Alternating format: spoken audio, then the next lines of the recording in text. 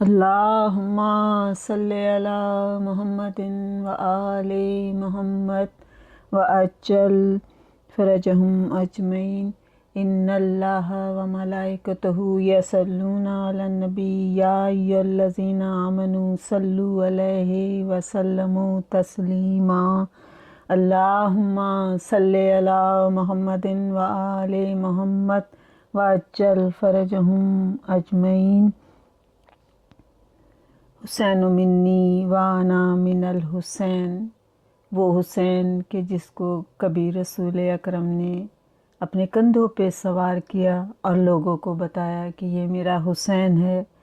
کبھی نماز پڑھتے ہوئے میرے حسین رسول کی پشت پر سوار ہو گئے تو خدا نے جبرائیل کو بھیج کے کہا کہ جب تک حسین کی مرضی نہیں ہے اے میرے رسول تم سجدے میں رہنا۔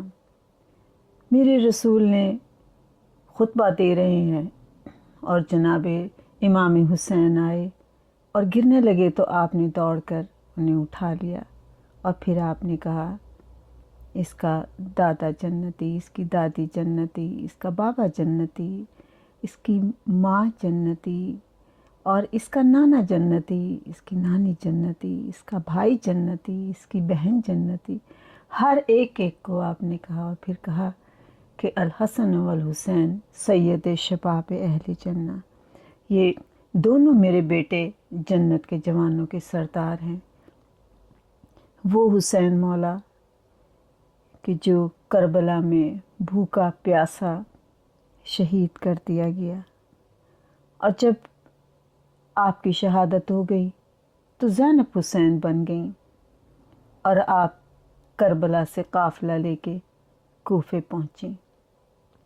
بہت یاد آئے آپ کو، بابا علی بہت یاد آئے کوفے میں، کیونکہ یہاں آپ کی شاہی تھی، عورتیں آپ سے درس و تدریس لینے آتی تھیں۔ وہ میری بیوی نے جب کوفے کا بازار دیکھا تو وہ وقت یاد آیا جب بابا نے کہا تھا کہ زینب اس کوفے کے بازار کو دیکھ لے۔ میری بیوی بہت پریشان تھی کیونکہ چاروں طرف ہجوم تھا، زرق برق لباس پہنے ہوئے کمینے لوگ موجود تھے، جو اشراف کا تماشا دیکھنے والے لوگ موجود تھے۔ عورتیں چھتوں پہ بیٹھی تھیں۔ میری بیوی کے نہ تو اونٹ پہ اماری تھی اور نہ میری بیوی کے سر پہ چادر تھی۔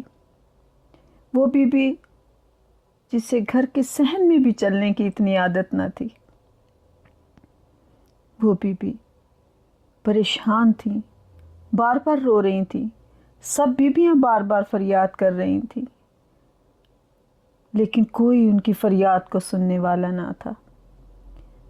جب میری بیوی سکینہ نے جناب زینب کو اس طرح سے بے قرار ہو کے روتے دیکھا اور بار بار یہ کہتے ہوئے دیکھا بھیا حسین تیری زینب سے اب یہ ظلم برداشت نہیں ہو رہا، یہ نامحرموں کا مجمع ہے، میرے ساتھ میری بیٹیاں ہیں، میرے ساتھ خاندان رسالت کی بہویں ہیں، اور یہ نامحرم ہیں، یہ انگلیوں کے اشارے کر رہے ہیں۔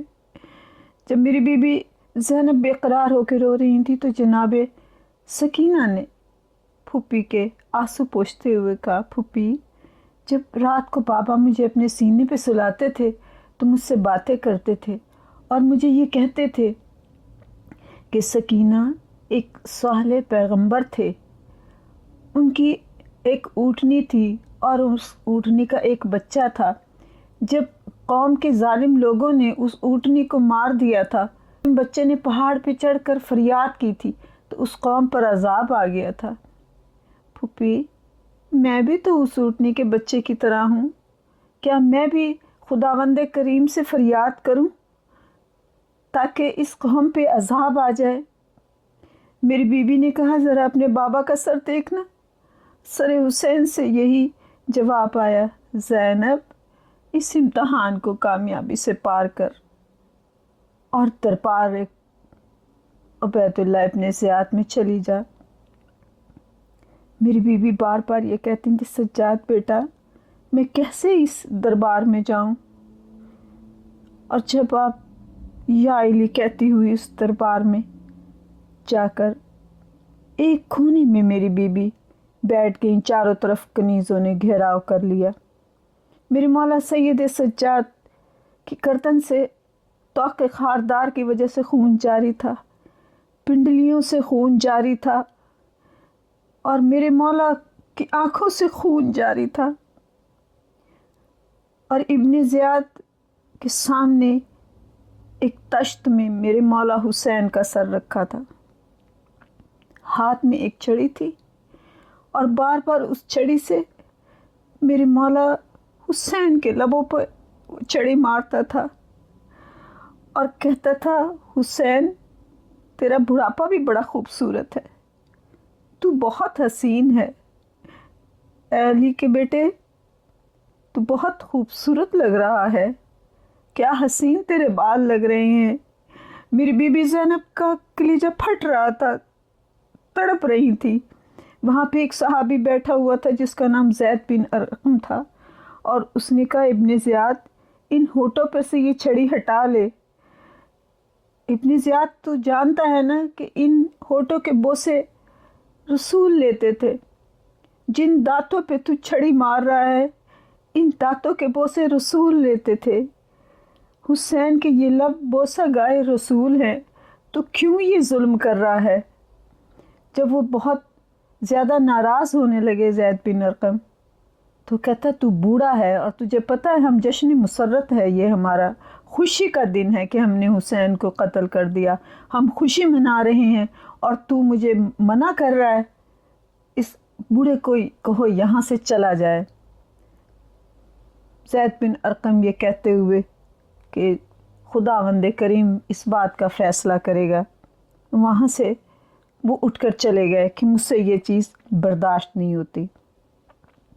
ظالم تھا، ظلم کی انتہا کرنا چاہتا تھا، پھر ایک دم کہتا ہے کہ میں ذرا دکھانا چاہتا ہوں کہ جاؤ میرے جیل خانے میں سے، قید خانے میں سے مختار سقفی کو نکال کر لے کے آؤ۔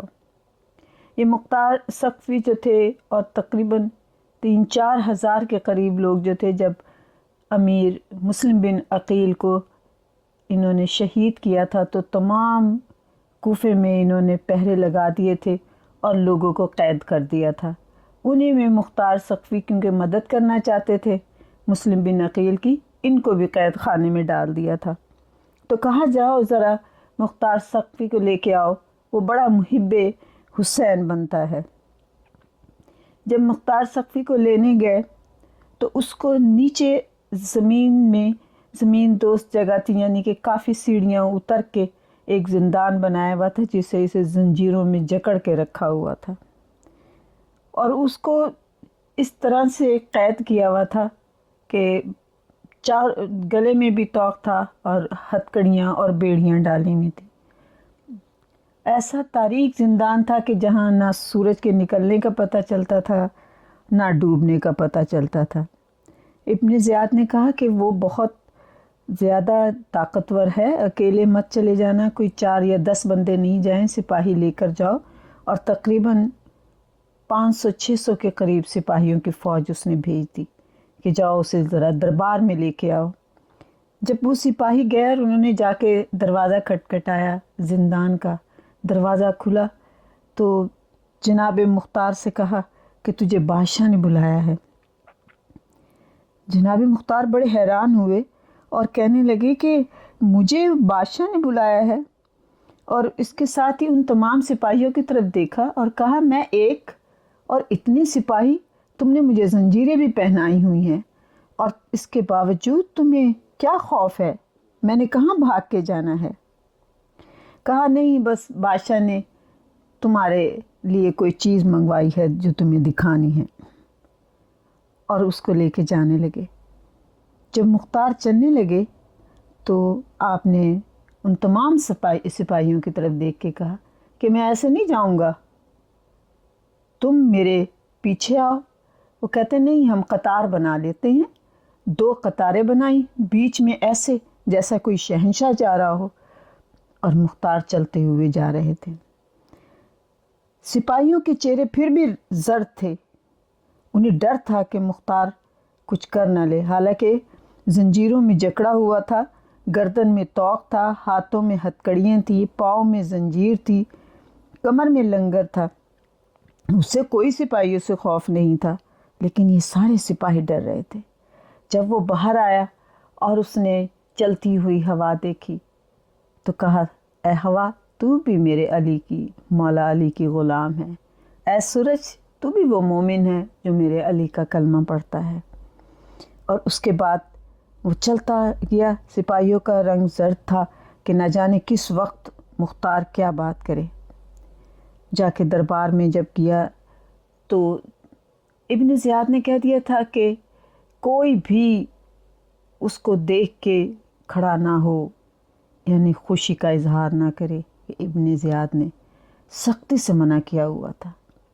جیسے ہی وہ ہتکڑیوں کی چھن چھن کی آواز پیدا ہوئی، علی کا شیر نے جیسے ہی پہلا قدم دربار میں رکھا، ہتکڑیوں بیڑیوں کی آواز سن کے اس تمام دربار میں جتنے لوگ بیٹھے تھے ایک دم کھڑے ہو گئے اور خود کہنے لگے کہ مختار، ہمارا سلام، ہمارا سلام۔ وہ مختار مسکراتے ہوئے جا کر عبید اللہ ابن زیاد کے سامنے کھڑے ہو گئے اور کہا، کیوں بلایا ہے؟ کہا، تجھے اتنی جرت کیسے ہوئی؟ تو وہاں کھڑا ہونا جہاں قیدی ہیں۔ آپ نے کہا، مجھے تو نے بلایا ہے، کس لیے بلایا ہے؟ مجھے بات بتا، کیا ضرورت تجھے آج میری پڑ گئی تھی جو مجھے قید کرنے کے بعد آج تو یہاں پہ کیا میری رہائی کرنے والا ہے؟ ابن زیاد کہتا ہے، تو باغی ہے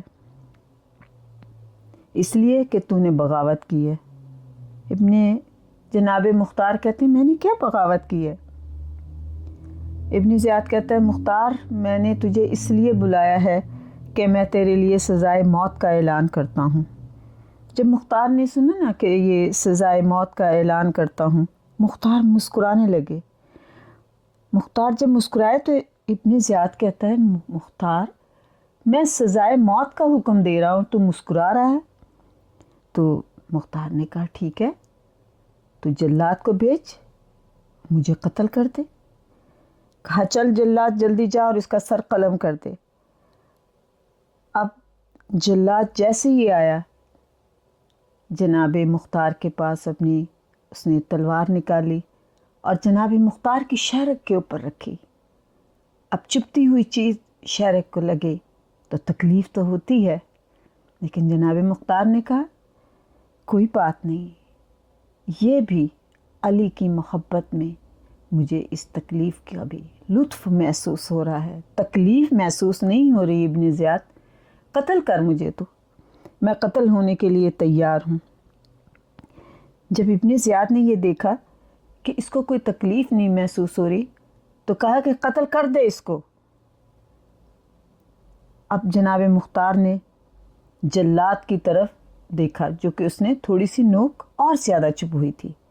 جیسے ہی جناب مختار نے جلاد کی طرف اپنی آنکھوں سے دیکھا، جلاد کے ہاتھوں میں کپ کپی پیدا ہو گئی اور ایک دم اس کے ہاتھ سے تلوار چھوٹ کے گر گئی۔ اور پھر جب جناب مختار نے یہ دیکھا تو کہا، ابن زیاد، پہلے تو اپنے جلاد کے اندر تو طاقت پیدا کر جو مجھے قتل کرے گا۔ اور آپ نے ایک ایسی انگڑائی لی، یا علی مدد کہہ کے، کہ تمام زنجیریں ٹوٹ گئیں۔ اور جیسے ہی زنجیروں کا ٹوٹنا تھا تو جناب مختار نے کہا، اب بتا ابن زیاد، تو کیا چاہتا ہے؟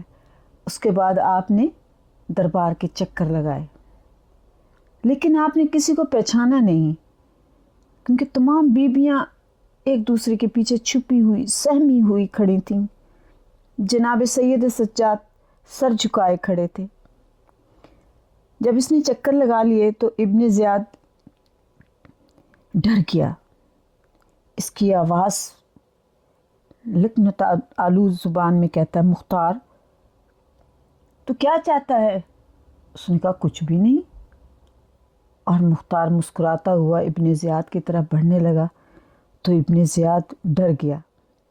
اس نے کہا ابن زیاد میں تجھے مارنے والا نہیں ہوں، لیکن تجھے ایک بات کہنا چاہتا ہوں کہ تو مجھے مار نہیں سکتا.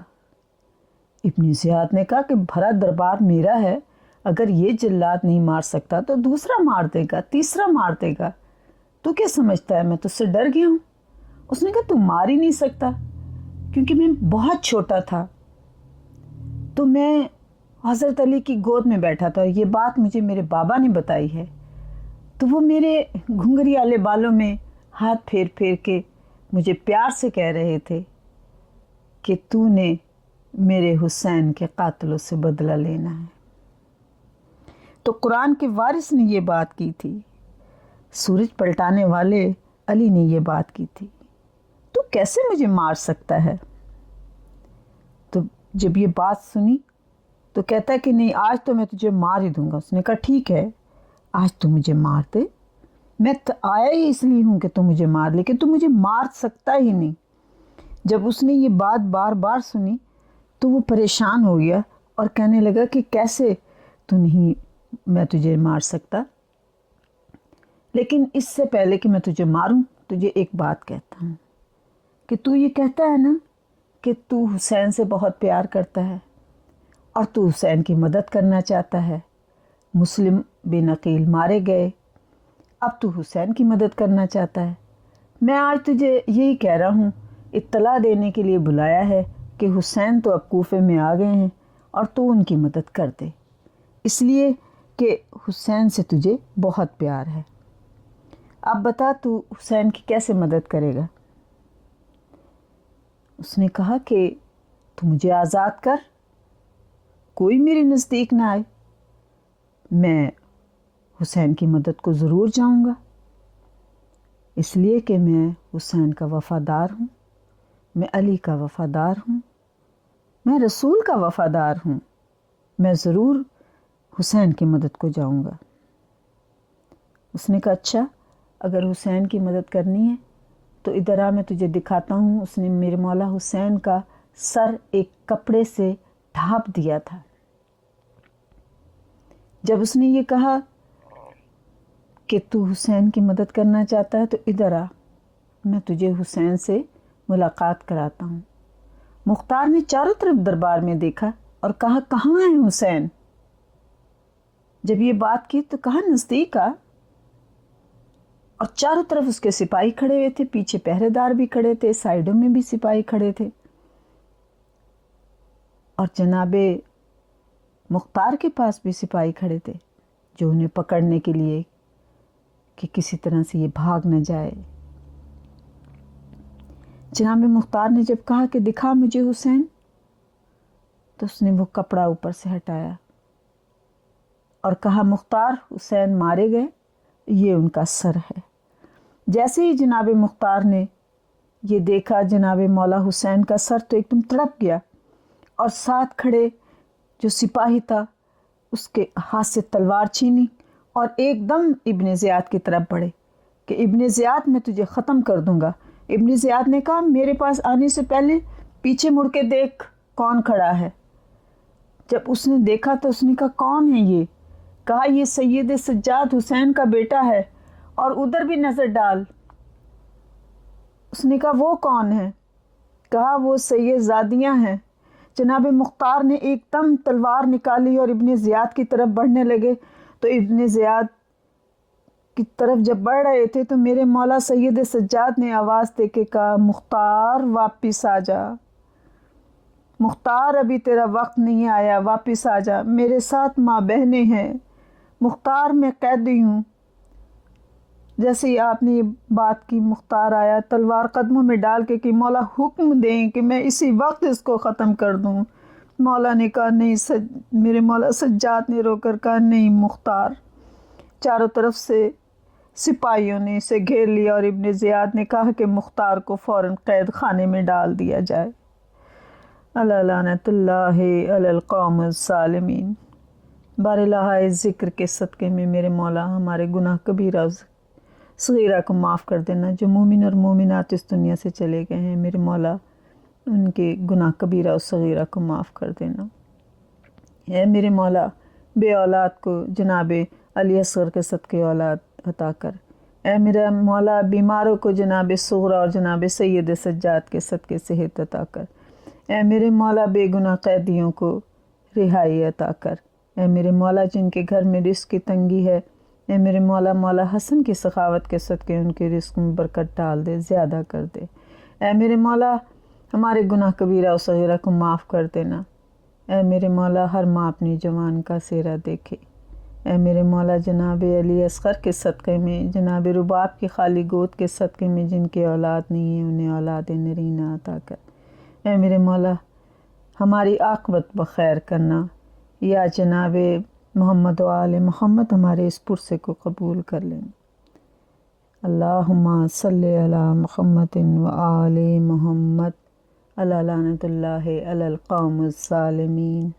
اللہم صلی علی محمد و آل محمد وعجل فرجہم اجمعین۔ اللہم صلی